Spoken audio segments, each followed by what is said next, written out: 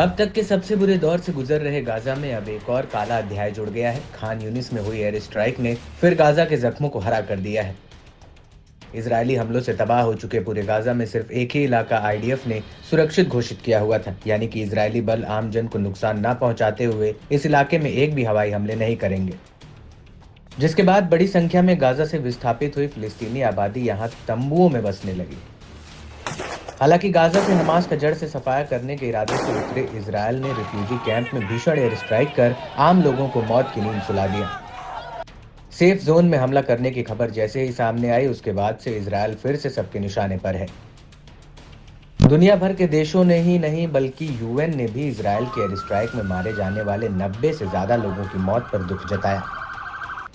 तो वहीं 300 के करीब लोगों के घायल होने पर इजरायल के खिलाफ एक्शन लेने की बात कही। इस बीच गाजा में हुई खूनी स्ट्राइक से हमास भी भड़का हुआ है। हमास नेताओं ने इजरायल के इस कदम को गलत बताते हुए बुरे नतीजे भुगतने की धमकी दे डाली।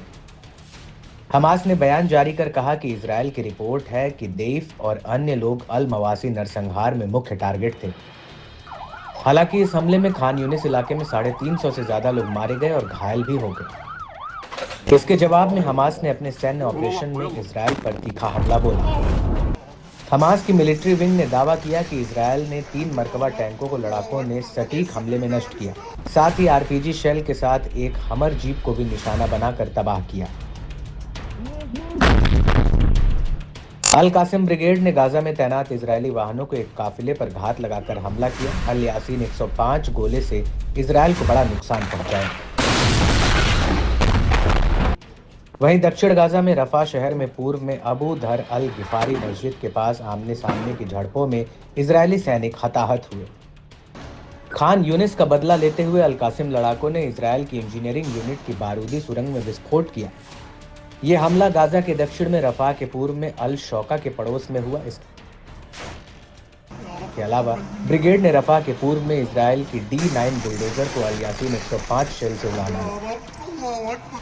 वहीं अल कुद्स ब्रिगेड ने भी रफा के पूर्व में इजरायली सैनिकों और वाहनों पर मोर्टार से बमबारी की। वहीं अल कसम लड़ाकों ने गाजा में इजरायली बलों पर हमले का फुटेज जारी किया। तल अल हवा इलाके की एक क्षतिग्रस्त इमारत में लड़ाकों को इजरायली बलों के लिए बूबी ट्रैप बिछाते देखा जा सकता है। इसमें लड़ाके एक इमारत को उड़ाने के लिए उसे विस्फोटकों को फिट कर रहे हैं। इसके लिए लड़ाके हथौड़े की मदद से दीवार में छेद करते हैं। इसके बाद तार के एक सिरे को दीवार से दूसरे छोर पर सुराग के जरिए भेजते हैं। फिर उस तार को विस्फोटकों से जोड़ते हुए खंडहर हो चुकी इमारत में छिपा देते हैं। बताया जाता है कि यह शाहबाज जैसा एक विस्फोट है जिसे EFP कहते हैं। वहीं एक बिना विस्फोट वाला इजरायली F-16 लॉन्च बम लगाया। इसके बाद जैसे ही एक एक कर करीब 10 इजरायली जवान उस इमारत में दाखिल होते हैं, तभी घात लगाए लड़ाके उस इमारत में रिमोट के जरिए विस्फोट कर देते हैं।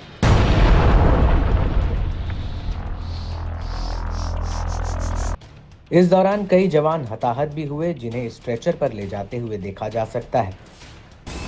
खंडहर इमारतों में छिपे हमास लड़ाके बेहद चतुराई से इजरायली बलों पर हमला कर रहे हैं,